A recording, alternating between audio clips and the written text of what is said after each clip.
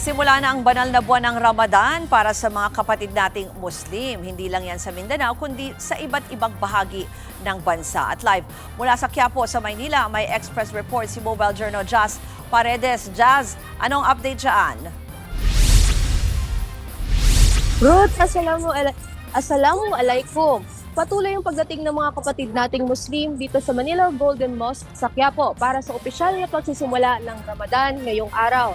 Yan ay matapos hindi mamataan ang crescent moon noong sa opisyal na moon sighting na ginanap noong Martes.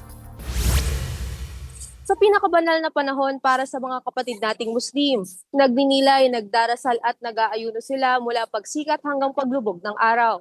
Kinakailangang magdasal ng 5 beses kada araw. Pero bago yan, dadaan muna sa ablution area para sa purification kung saan kinakailangan maghugas muna ng kamay, paa at ulo bago pumasok sa moske. Kailangan ring tanggalin muna ang saplot sa paa gaya ng tsinelas o sapatos. 5 beses din ang nakatakda sa pagdarasal. Nagsimula yan kaninang alas 5 ng umaga na sinundan kaninang bandang alas 12 ng tanghali.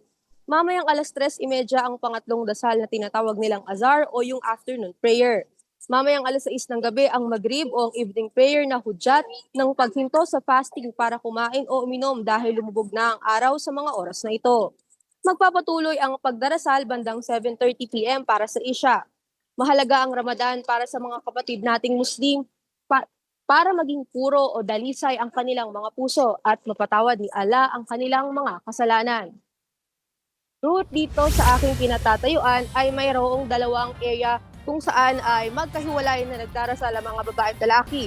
Dito sa makita nyo parang gate ay ito yung portion kung saan nagdarasal yung mga babae, habang ito naman sa kabilang banda ng itong moske ay dito naman nagdarasal yung mga lalaki. At sa mga oras na ito, nagsisimula na ring dumating yung mga kapatid nating Muslim para magtipon-tipon bilang paghahanda sa kanilang afternoon prayer mamayang alas 3 ng hapon.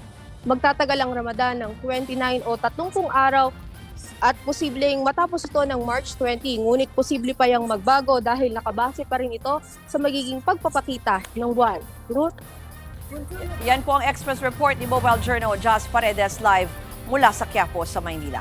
Mga kapatid, Ruth Cabalco, para sa mabilis na pasada ng mga balitang dapat niyong malaman, mag-follow at mag-subscribe sa social media pages ng News 5.